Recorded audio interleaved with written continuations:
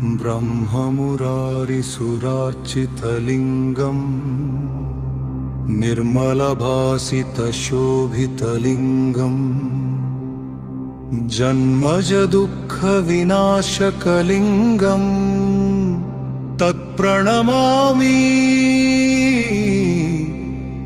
सदा शिवलिङ्गम्।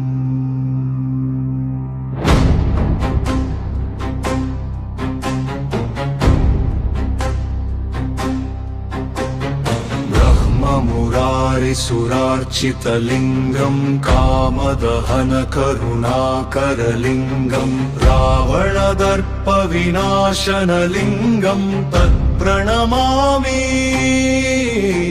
सदा शिवलिङ्गम्। सर्वसुगन्धसुलेपितलिङ्गम् बुद्धिविवर्धनकारणलिङ्गम् सिद्धसुरासुरवन्दितलिङ्गम् तत्प्रणमामि सदा शिवलिङ्गम्।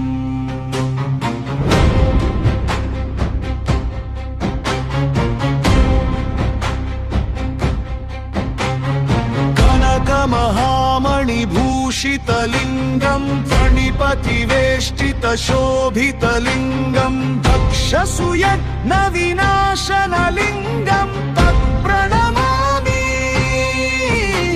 सदा शिवलिङ्गम्। कुङ्कुमचन्दनलेपितलिङ्गम् पङ्कजहारसुशोभितलिङ्गम् सञ्चितपापविनाशनलिङ्गम् तत्प्रणमामि सदा शिवलिङ्गम्।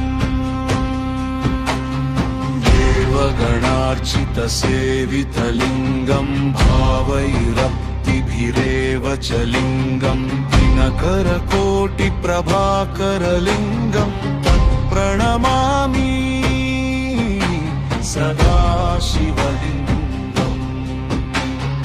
अष्टदलोपरिवेष्टितलिङ्गम् सर्वसमुद्भवकारणलिङ्गम् अष्टदरिद्रविनाशनलिङ्गम् तत्प्रणमामि सदा शिवलिङ्गम्। सुरगुरुसुरवरपूजितलिङ्गम् सुरवनपुष्पसदार्चितलिङ्गम् परात्तरम् परमपदम् परमात्मकलिङ्गम् तत्प्रणमामि सदा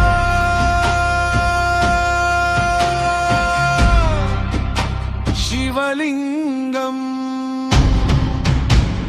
लिङ्गाष्टकमिदम् पुण्यं यहत्पते शिवसन्निधौ शिवलोकमवाप्नोति शिवेन सह मोदते।